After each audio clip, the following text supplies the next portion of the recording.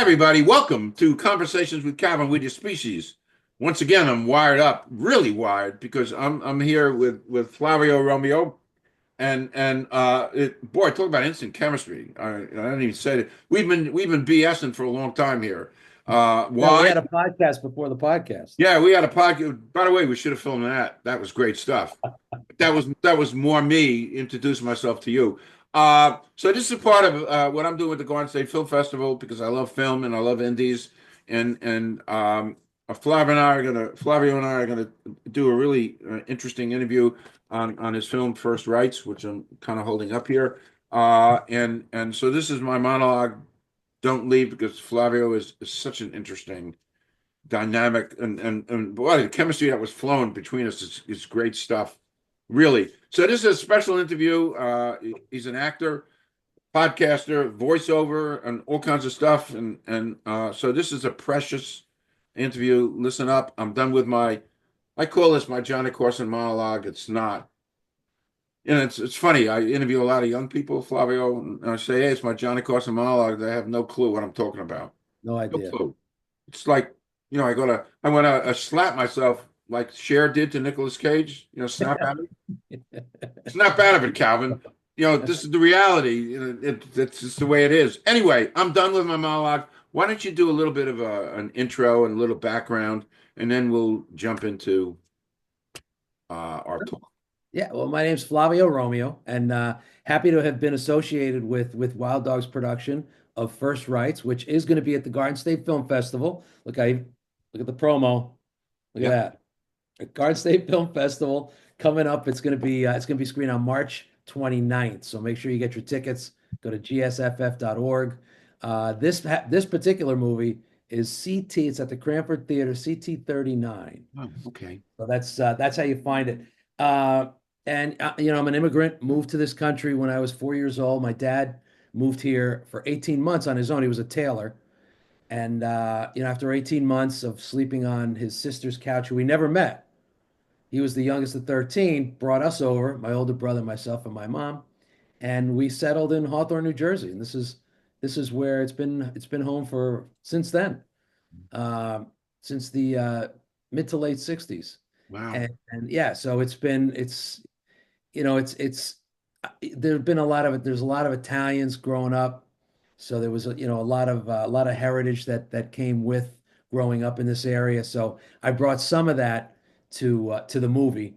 I didn't want to stereotype, the typical mob guy or mob. I didn't want to be a Sopranos guy, so I brought a little something different to the role. Uh, and I've been acting since 1989. I enjoyed it. Have three wonderful kids, married with three kids.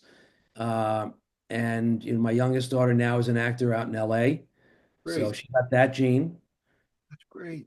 Yeah, she's one of the struggling actors out there. So she's learning the business, Oh but yeah. it's a tough It's a business. tough business. It's a tough business. Listen, any kind of creative thing, tough. Listen, I'm a novelist, tough business. You're an actor, tough business. Well, I didn't tell you. I suppose if I came back for another run, I probably would have sued what you do, acting. I just I think could see that. I could see you as an actor. I could. To me, because it's such an important part of our life, and it's such a teaching thing when it's done the right way. Listen, my whole life, I have to promote, my novel. I forgot to tell you when we were BSing before. There's at least 100 movie references in this novel. Oh, really? Oh, because my life is filled with movies, from Don, and from here to eternity with Frank. I mean, it's so filled, and so I have this such great respect and affection. But anyway, for what you do, because it's such a gift to do it, but it's hard. But I I did agree. sneak into a movie once. Long story. I was talking to Meryl Streep on a break. I was watching them film a movie. I was talking to Meryl Streep long after a slice of pizza, you know. Uh, and one thing led to another, and when production assistants saw me talking to Meryl Streep, they thought I was part of the entourage. So he came over to me as they were getting ready to start shooting again. He said, "We got to place you now." So I said, "All right, let's go." Boom, I'm in the movie One True Thing. Really? Yeah, yeah. And I'm the biggest thing in the scene because I'm 6'5". You can't tell. Wow. Yeah, it's a great story. And then because my head got filled, I then auditioned for as an extra, nothing more, for Water Worlds with Steven Spielberg, Tom Cruise. Sure. Called me twice, and they kept calling me. I guess they wanted a tall guy, and then I let it go to my head. And I told the casting, I said, you keep calling me, I'll do it, but I want to guarantee a screen time. At which time she laughed and said, "We don't even give that to Tom Cruise." So Flavio, I never did. But anyway, back to let's talk about because we're both chatty, and so let's talk about First Rites. Tell me a Yes. little bit about the film and specifically your role in the Well, film. I play the part of Angelo Frazzetti. He's a mob boss. Okay. He's the father of two boys. Yeah, there they are. These are my boys, Uh-huh. Gio and Vinny. Okay. And yeah, there they are. And one of them is really into the family business, and the other one not so much. So it's an interesting family dynamic, because obviously I need I need people to take over the business. I'm not going to do this forever. And one of them is a hothead, and I know that he can't really handle it on his own and really needs his brother. So it's a great story. Obviously, you've got the whole mob story and the battles between the mob families, but it's a beautiful story of the brothers and Yeah. how they reconnect uh, when the younger brother ends up coming out of prison. He was in prison for a while, ends up coming out. They reconnect, and you could see the bond between them. It was very natural. They did such a great job. Jaron and Matthias, these two guys, they did a great job in the film, and you really believe they were brothers. And me as the dad, my character is the dad, trying to like get them both on the same page, because you have one that's, he went to school for business, and then the other one, he just want to take over the family business from day one. And all the difficulties with that dynamic, the family dynamic, along with having these other mob families that are trying to take you out and take over the business. So it was interesting. It was interesting. It is interesting. It's a different spin on a well-versed subject. Yeah, and I think since The Godfather, there's so many, a lot of mob movies came out, but very few deal with that family Yeah, dynamic. I think yeah. certainly The Godfather dealt with it. You had Michael Corleone that didn't want to, he wanted to get into it, and his father didn't want him to get into it. His brother didn't want him, and when you did Soprano, same thing. You had Tony Soprano that had this family life and had to go to therapy to deal with all the business and his family. It's interesting when it's very personal, when it becomes Yeah, a very personal story. yeah. I also like the artwork and First Rites. It's very Yeah, yeah, you got a yeah, great background. I yeah, remember. yeah, all of it. Is that the Brooklyn Bridge? Yeah, Yeah. yeah. We shot this picture, and I'm going to shout out to my late father. My dad died in 2013, but this coat that I'm wearing in the movie, in the scene, a couple of scenes, actually my father made for me. And he made Wow. it. He made it for my younger brother. My younger brother didn't like it. My younger brother gave it to me back in the early 90s. I love the coat, and it's the same coat I wore in my very first film in 2000. Yeah, I was going to ask you that. Yeah, which, I played a mob boss again, Mickey Gallo, in a movie at the time. It was called Bad Thing Gone Worse. Now you can find it on Tubi. It's called Blindsided. Okay. So 25 years ago, I made the movie, and I wore the exact same coat in homage to my dad, who was alive at the time. And I thought, you know what? I'm going to wear this coat again Great. in homage of my father. Yeah. That is It great. was such a good tailor that the coat still held up. So you just told me about your first movie. So, what is it about acting that you like or love? It's interesting. The very first thing I ever did well, in sixth grade, I played Will Parker in Oklahoma. And I still remember when my sixth grade teacher said to me, she goes, "Wow, you were so good. You must be from the southern part of Italy." But my first, as an adult, my first performance on stage was in 1989. I was looking through, on TV, I have the community calendar and different events that are coming up. So I'm looking through it, and there were auditions for the Branchville Country Theater in Branchville, New Jersey. I know where that is. And yeah, and it's no longer there. May the theater rest in peace. I'm still friendly with many of the people that were a part of that theater. So I said, you know what? I'm going to call him. I have no idea. I never auditioned as an adult. I never did any of that. So I'm going to call him and see what it's all about. I called them up and they said, yeah, we have auditions Monday and Tuesday. I said, okay, I'll come. I figured I'll audition on Tuesday. Monday, I'll go and just sit in the back and see what it's all about. So I go on Monday, 5 o'clock. I walk in and it was a thrust theater. So, you had the seats like this and the stage was here. Everything was on the same level. So I walked in, I basically walked in on the stage and they looked at me and go, ah, you must be Flavio. Because everybody else knew everybody else. They all knew each other. So I had no idea. And they gave me the script and I auditioned and I got the part. So I did several shows with them and then went to the old library theater in Fair Lawn, did several shows there and then started auditioning for I went to HB Studios, started taking classes with different acting coaches. The late Fred Rolfe, who also taught Robin Williams, Christopher Reeves at Juilliard, and then met Alexei Barago back in the late 70s, who was an unbelievable Russian director from Moscow Arts Theater who came to America right around the same time that I started auditioning. Huh? So we met early on, and I've been doing shows with him as often as I can. Oftentimes life gets in the way, as you well know. And so the thing I love about acting is that it gives you the opportunity to explore these different characters, these different parts of life that you would never have the opportunity of learning about and trying to understand, trying to find, some sympathy, some empathy for these characters and what they're going through to get them to whatever it is they're doing. Even when I played the horse in Animal Farm, Huh?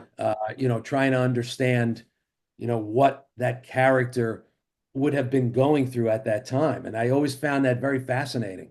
It's one of the things that I really love about acting is being able to explore those characters. Interesting. Um, an age-old question: theater, film. You know, I haven't done a lot of film. What I love about film, well, let me go the other way. What I love about theater is that it's very linear. As soon as the lights come up, that's it. Show starts. You are in that show for an hour and a half to 2.5 hours. If there's an intermission, but that's it. You're in it, and when you're in that character and you're in that zone on stage, I can't explain it. People that have done it understand it, but there is no audience. You are just in the moment. You're experiencing that life right there. The difference between that and doing film, which is why a lot of film actors have difficulty doing stage, is that it's all chopped up. You could do the last scene of a film first. I remember the actor from Bohemian Rhapsody. One of his first scenes was performing at Wembley Stadium. Right. And so you don't even have a chance to get into your character. You have to do that work before you get into the scene. So that's what I like about the film part is that, you obviously the whole story. You've read the entire script. You know who your character is. You've developed that character. You've built that character, thanks to Stanislavski, for those that believe that method. Uh, and so whatever scene you're in, you know it. You got the lines, you know what's happening in that scene. So at any time, here, pages 12 through 15, let's go. You know what's happening. You know what happened before, and obviously you know what happens after, but you can't really bring that to it. So it's a lot more complex to me. It's a lot more complex when you're doing film than when you're doing theater. It's a different type of complexity. I happen to love theater um, for that reason, for the Mhm. linear part of that. Interesting. Uh, we're gonna go off topic briefly. I forewarned you. All right. I Do I, I have a couple of journalistic questions I borrowed from one of my favorite journalists, but I like this question. And you don't even have to answer it, or you can give me a couple of different answers. But here goes. Excluding family or friends, somebody living or dead you'd like to spend a day with. Someone living or dead that I'd love to spend a day with. I would love to spend a day with Martin Scorsese. I would enjoy, but not just like a day that he has off. I'd like to see his process, whether he's preparing for a film or he's ready to shoot the first scene, or he's sitting with his editor and they're editing a scene. I would love to see that process. That would be, Good answer. yeah, that would be fun. Great answer. And he's always fascinated me because I'm a movie groupie, Yeah, and yeah. I'm Me a too. movie groupie, and he's just amazing. But whenever I see him, being interviewed, but he's just one of the guys. He's so at ease, and if you talk to, I mean, some of these guys, they're so eccentric, you can't talk to them. They're in another world because they're geniuses. Yeah. Directors always fascinated me. I mean, I go crazy for Michael Curtiz way before my time because he did Casablanca. Sure. But Scorsese, Spielberg, they're commercial, but then they're such geniuses. But Scorsese, he's just like one of the guys. Yeah. Yeah, I Yeah, feel like I feel like to me the difference between Scorsese and Spielberg is where they work and where they grew up. Scorsese is a New York guy. yeah, So he gives you a New York guy. Where Spielberg to me is an LA guy. And he gives you that LA aspect of it. sure. So yeah, to your point, Scorsese, it seems like you sit down, you're just having a conversation with him. Yeah, just a regular guy, but so brilliant. And the brilliance is off the great answer. And I'm gonna get back to Spielberg parenthetically in a second. All right, so back to work. Um, I checked out your IMD thing because I'm a journalist. I got to do that stuff. So you've done some animated. You got some animated voice stuff. Yeah. Tell me Yeah. about that. Well, if I had if someone said at the time, someone said, what would you like to do with your life? Early in the late 90s, early 2000s, how would you like to make a living? I would have loved to have been Mel Blanc. Oh, He was a guy that did every voice for Warner Brothers, like all of the Warner Brothers cartoons, all the Bugs Bunny and Daffy Ducks and Elmer Fudd's and Yosemite Sam. I mean, he did all those voices. So I fell in love with that at a very young age. Actually, watching the Bugs Bunny cartoons is what introduced me to classic music wow. for classical music. Because you had episodes of Bugs Bunny where he's playing Wagner, and he's chasing Elmer Fudd's chasing him, kill the wabbit, and I love that. So when I had the opportunity back in the late 90s, when I had the opportunity of doing these anime that were not as popular as they are today, the Japanese cartoons, uh, there was a company called Central Park Media, and kudos to uh, one of my friends, Alan Gus, who was producing these. He was a producer in the city at the time, and he still does production in the city. Uh, he brought me in to do these voiceovers for these Japanese cartoons. So what would happen is they'd have the Japanese versions, and then someone would translate them, and then we get the script, and we as the talent have to mirror the lips. It's not like the way they do animation in the States is, an actor reads the part and then they animate it to the actor. This is the other way around. We have to speak it to get the lip flap so that it makes sense because obviously it's just a lot of blah blah blah blah blah blah blah blah blah. So we have to try to mirror that in what we're saying. So there were times we're just editing as we're recording.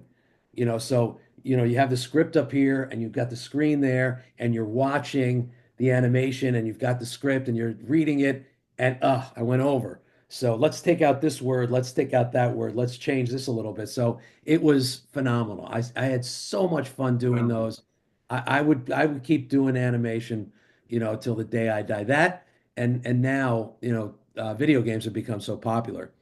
One of my friends is the voice of Halo, the Master Chief, Wow. and I always want to say Master Chef. It's not Master Chef. It's Master Chief. And the idea of it's the same thing. It's you're animating these characters, and you're bringing so much to that character. When you can see the character and you see the movements, it's one thing, and you can kind of build a character to that. But when you get the script and you're developing that character, and then they're going to animate it to what you read, I think that is so cool. That's so fun. No, such an interesting. And it's funny. I've never in my time doing this stuff with GSFF, I've never met and somebody doing animation. Yeah, yeah, So it's a lot of fun. yeah, this is good for me because it's good for my resume to interact and talk about animation. Um, interesting stuff. Another off topic. Um, this is kind of heavy, and I think it's a provocative thing. And this I'll is not a break my one heart. word answer, but I want to get this in. Um, I'm an indie. I'm an indie author. You're an indie actor. When I watch Academy Awards, last week, Anora won everything. Yeah, yeah, So what tickled my imagination is it won Best Director, Jersey guy, Sean Baker's Jersey yeah, guy, and he was actually a projectionist near you in Montclair. yeah, yeah. Well, Montclair, wow, And he so barely got paid. of course. Of course, that goes with it goes with the The whole territory. indie process. Yeah, Yes, like us actors. correct. Oh, I know. I know. Like my writing, Right, like a novelist. same thing. But anyway, yeah, so best director, best film, best actress, Yeah, and they'll be talking about this for. But what I loved, and I want your take on it, is it's indie, and it was $6 million budget. In the scheme of things, that ain't much. Now, I also want to project. Uh, about New Jersey and about where we're at, and it's my uneducated theory that we're well on our way here to becoming the Hollywood of the East. 100%. Absolutely. In fact, if anybody watching, anybody listening, Google's actors that came from New Jersey, Oh, sure, will be shocked at how many actors sure, from New Jersey. And now, they're opening up this massive I think it's 8 or 900 million dollar 900, Netflix studio yeah, in 900. Jersey. Yeah, $900 million Netflix studio in Jersey. And you have so many different cultures in the state. You have so many different set locations, however you want it. And that's the other thing I loved about First Rites is that, they used, part of it was in my hometown. And small towns in small areas of Brooklyn and Manhattan. And, when it comes to indie filmmaking, and I said this once before, you don't need a ton of money to get your story out. And actually Martin Scorsese, I saw it in an interview. He said you can tell your story on your phone. You don't need, $10,000 cameras and set and lighting and sound and that's what I loved about Wild Dogs Productions in their film when they filmed First Rites. It was like guerrilla filmmaking. You found the location, you did the shoot. There wasn't a lot involved in the prep for that. You got prepared as the actor and then action and you just, you brought the scene. So I encourage everybody to just do something. You have a story that you want to tell, get it down on paper, find the right people, get your friends. I love the fact that in one of the scenes in the movies, I had a bunch of my friends that came back. We used my backyard as one of the set locations, and I had a bunch of friends of mine that came back for a barbecue scene. That's great. So take advantage of what is available to you. If you have a phone, tell your story on your phone. There's so much social media out there now. There's so much, you get a YouTube channel, you can tell your story. We're telling the stories right now, and that's what I love about indie making is that in indie filmmaking is that, if you have a powerful story, now obviously you can make an independent film and it's terrible. But if you have a strong story and you get some great actors, you can tell that story with a minimal budget. And that's what I love about the Garden State Film Festival. When you guys go and screen some of these films, especially First Rites on March 29th, uh, you're going to see just how independent, how great these independent filmmakers and how wonderful these independent films truly are. And get inspired, get inspired and put your package together.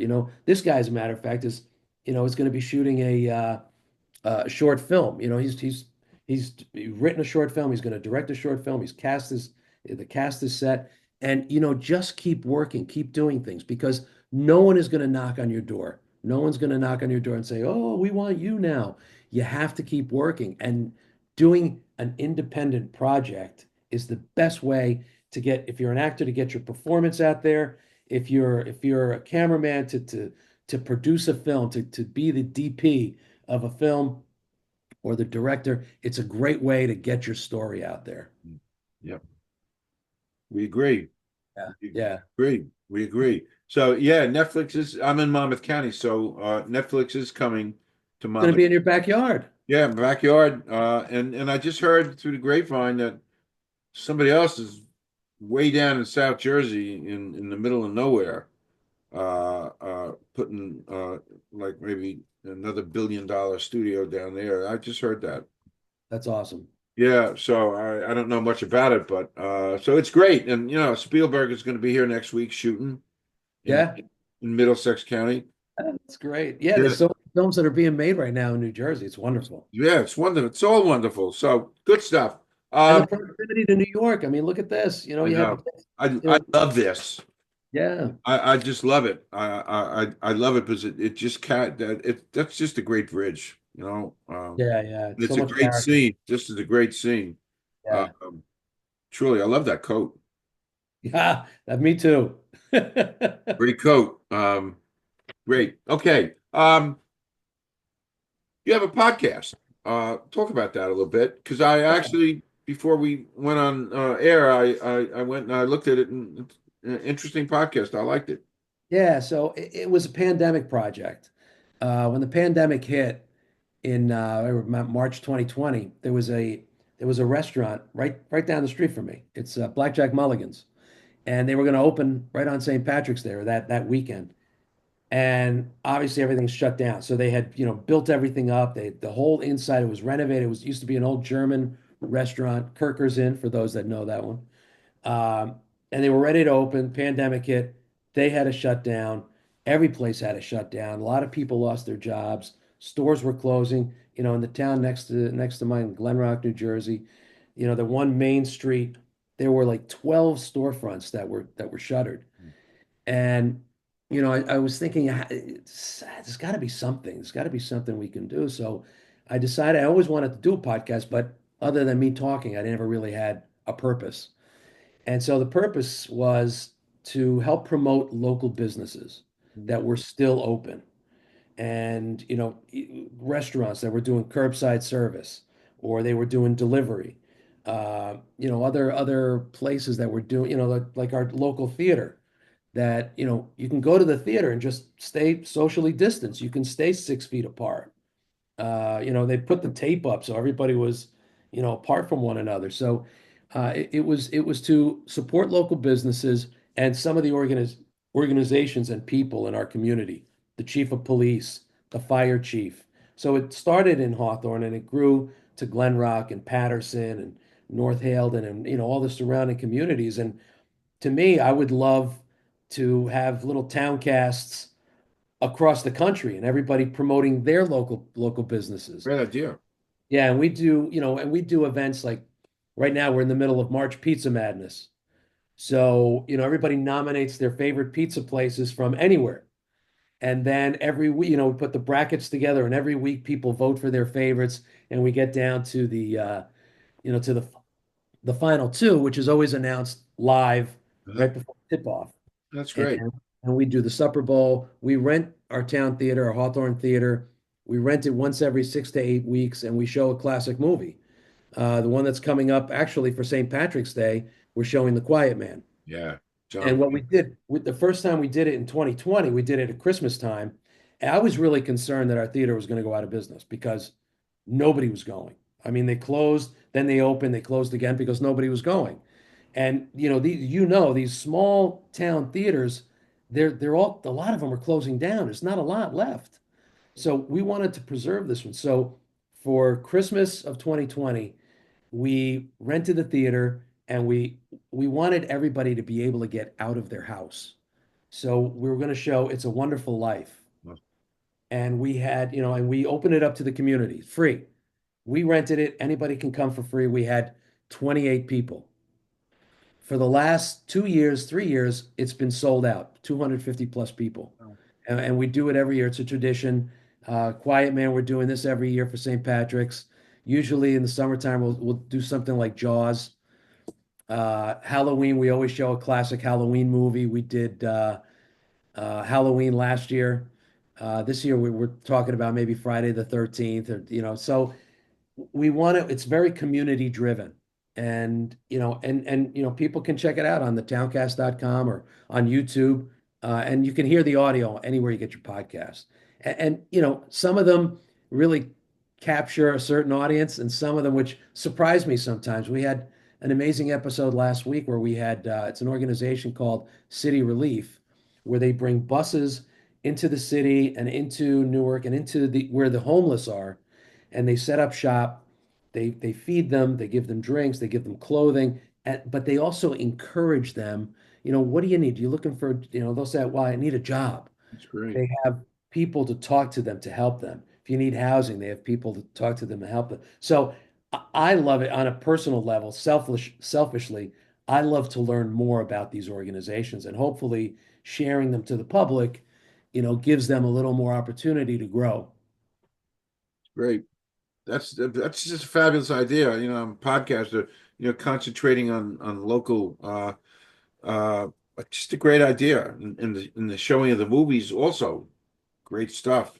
Yeah, yeah. And A lot of it, fun. it it's a lot of fun to see movies like The Quiet Man, Uh, Casablanca, we did Casablanca last year. We did The Godfather. uh, Casablanca. To see these movies on the big screen, Yeah, because growing up, anything that came out, before the mid 60s, I never had a chance to see on the big screen. right, right. My very first movie on the big screen at the Hawthorne Theater was, adult movie, was The Poseidon Adventure. Oh wow, And, if you watch it on TV, it's not the same. To see it on the screen with the speakers and it's dark and you're in it, you're captured for those 2 hours, 2.5 hours. And I just love that. And that's why I encourage people to see these independent correct. films at first rights, see it on the big screen, go to the Cranford Theater, go to the Asbury Park Lanes. They have like 6 or 7 venues. Go to another plug, go to gsff.org and check out where all the different movies are playing and see them on the big screen. It's not the same when you see it on Netflix or No, on small not, screen. Doesn't not, matter how not, big your TV is. not. Listen, I've been going to movies since I was 6. My first movie was Singing in the Rain. Oh, nice. Well, Saw that at the my Sanford mother, Theater in Irvington. oh, is that right? Yeah, I remember I was literally 6 years old when it came out. My Well, parents took me. my mother told me she took me when I was, I think, 1.5 or 2. They wanted to go to the movies, and it was a James Bond movie. I think I went. It was either Doctor No or it was Goldfinger. Obviously, I was too young to know. I think it was Doctor No. I think it was his first one. But yeah, that was my very first film. Oh, well, we're a little bit different ages, so Yeah. a little bit, uh, and the Quiet Man, John Wayne, that fight scene Oh yeah. at the end of the movie is just it's just the whole movie you're building up and building up, and these two guys, Victor McLaughlin, and they're gonna anyway. So moving on, what's next for you? Well, I'm gonna go. I'm gonna go to the screening of First Rites, and right now I was asked by a friend of mine to do a reading of a script. So we have a script reading coming up in a week, and we'll see how that goes. But I keep myself open. I love doing theater. My schedule sometimes prohibits it because I have my own personal work. I'm self-employed to, provide for the lights and food. But that enables me to do, Sure. independent films like this, Sure. which I love. So you never know. Somebody may go to the film and say, "Hey, you know what? I like this guy. This guy in this coat here. I like this guy." I'm open. Keep yourself open. Correct. Correct. Correct. Last question. Yes, sir. By the way, I'm officially inviting you to come back. You can we can just come back here and sit, talk about anything. I know. I'm gonna get you one. I want to talk more about your books. Sure, I'm my super pleasure. So this is only the beginning. I think there's a Absolutely. great chemistry.